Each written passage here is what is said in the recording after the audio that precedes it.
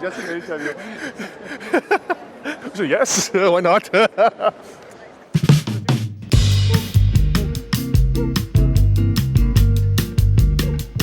How are you, sir? What a pleasure to see you in my hometown of Singapore. Thank you. Yeah. And I couldn't help but notice that we're in the midst of some extraordinary exhibition. I believe it's related to Patek Philippe. I don't know if it's a brand you've heard of, but I hear it's quite extraordinary. It's a great brand. Yeah. Well, thank you very much. I must say we did something quite unique here. You know, as you just say, I mean, you know this place, and the way how we change it made it really very special. Right. I must say. Terry, I'm going to name a bunch of cities, and you tell me what the commonality is between these cities. Okay, so let's start with Dubai, then Munich, then London, then my hometown, New York City, and now my second hometown, Singapore. Why was Singapore chosen as the fifth city to be blessed with the Grand Exhibition and the biggest one? Well, first I must say why. But of course, for Patek Philippe, I think the whole Southeast Asia area is very important. We have been always working very well with a lot of passionate people. You know, the knowledge of watch is very important here. And why Singapore? Well, that's because we have our main office here. Singapore has been always our, I would say, hub. You know, we have a lot of, I think, very knowledgeable people. We know the city very well. As my dad, I think, for the first time came here in 1965. My grandfather, to be frank, came in 1965. My dad in 1967, and I came also, I think, in the 80s. I was already here. So Singapore is important because we have our office, we have all those clients, and also you have the space to do something like this. And this is the most difficult part, you know, where can you find a big space to do such an event? We are talking about 1,800 square meters. It's not something easy to find. And here, in this theater at MBS, we had the chance to do it. And believe me, when we started the project, they look at us saying, "You are crazy. You will never do it. I mean, how can you do it?" And yesterday, a lot of people came, you know, from MBS. They were looking at it. I think they were quite surprised. So when you are willing to do something nice, yes, you can do it. It takes time. It took us 2 years, but we did it. And I think it's very important, really, for Patek Philippe that we could launch something like this here. That's fabulous. You know, when I think about Singapore, I also think of great Singaporean Patek collectors. Yeah, and when you think of some of the watches that reside here on our shores, the Asprey's 2499, for example, many of Eric Clapton's watches, and of course some of the most complicated Pateks in the world, Singapore is that place that's often associated with that sophistication of a collector. Why would you say that is, and who, you know, I know you believe very much in partnerships, who are the key partners that really help to build the Patek culture here? Well, the key partner, you know, I think they're always the same. You know, we have been working with them for many years. Today we're talking about 3 partners really in Singapore. You know, you have Hourglass, Cortina, Emperor. They are the 3 really working with Patek. The 2 first one, my dad was working already, you know, with them, and I'm working now with the sons. And I think it's quite interesting because you can see really the development of the brand, the development of the retailers also. Thanks to them, they are the one who are promoting the brand. They are the one believing in Patek. You know, it's interesting to me because we are in a time where there's a lot of uncertainty to the world. You know, you see in the United States, we're not sure who the next president is going to be, if the next president is going to, or the current president is going to be impeached. I have my office in London, and every day is another conversation about Brexit. And you know, now in Hong Kong we have some uncertainty as well. But it's strange, amid the time when the world is most uncertain, Patek is more successful than ever. Why is that? Maybe because there is a continuity, a stability, and that's something rare today.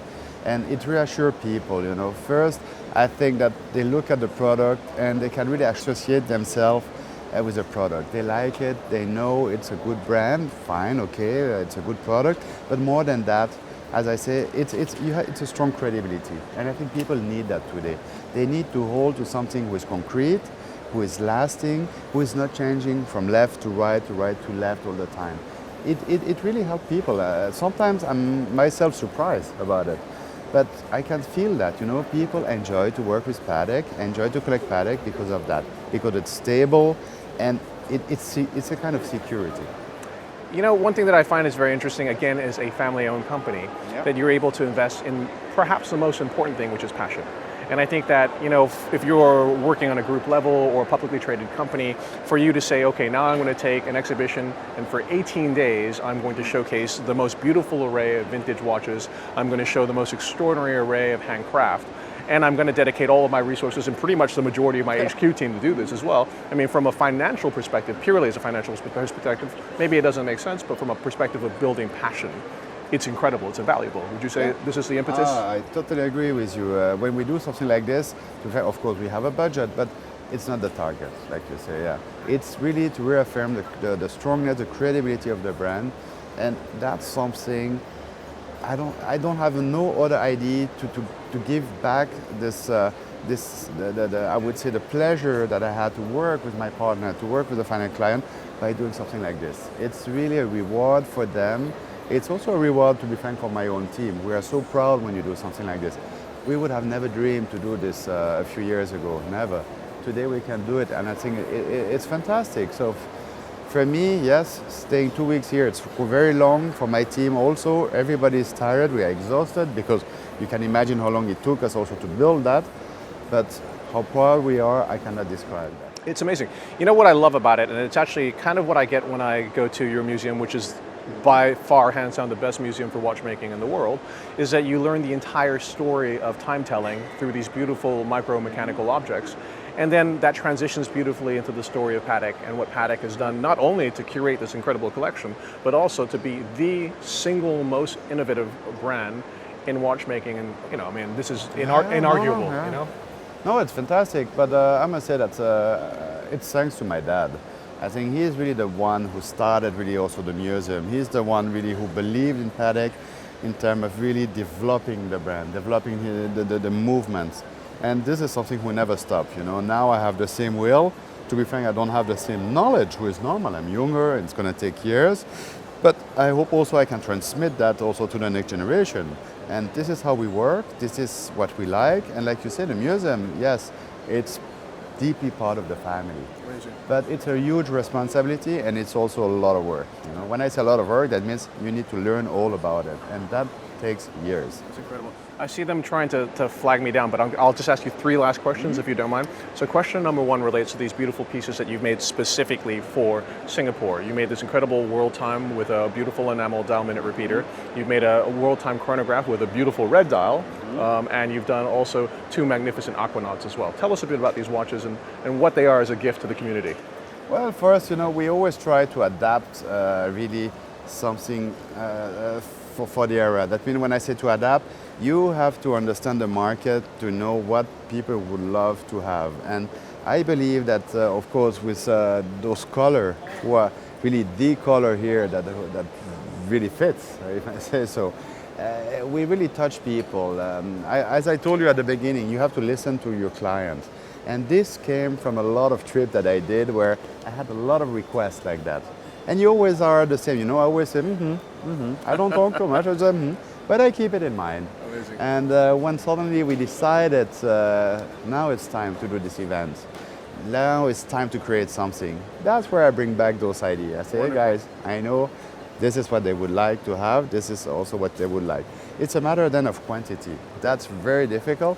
You have to manage the fact that it has to be a limited series, which is quite unique for Patek, but if you have too many of them, it doesn't work. If there are not enough, it's going to be terrible.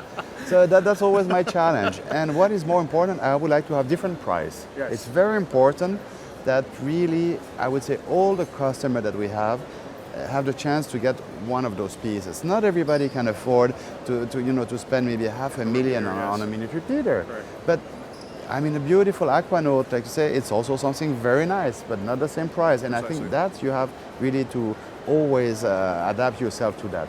I will never create only pieces who are too expensive. Yes. It's not fair. It's not nice. I have also 2 sons, and when they will receive their Patek, they will not receive a minute repeater. Of course. They will receive a Calatrava or an aquanaut. First price, but when we say first price, it's already quite high.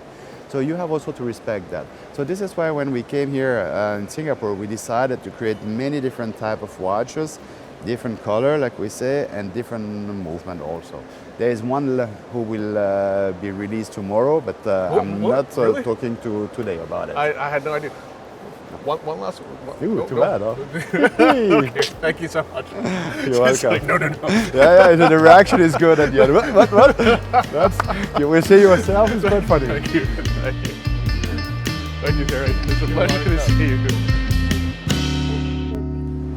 Wait. So they're launching something tomorrow? Damn, dude.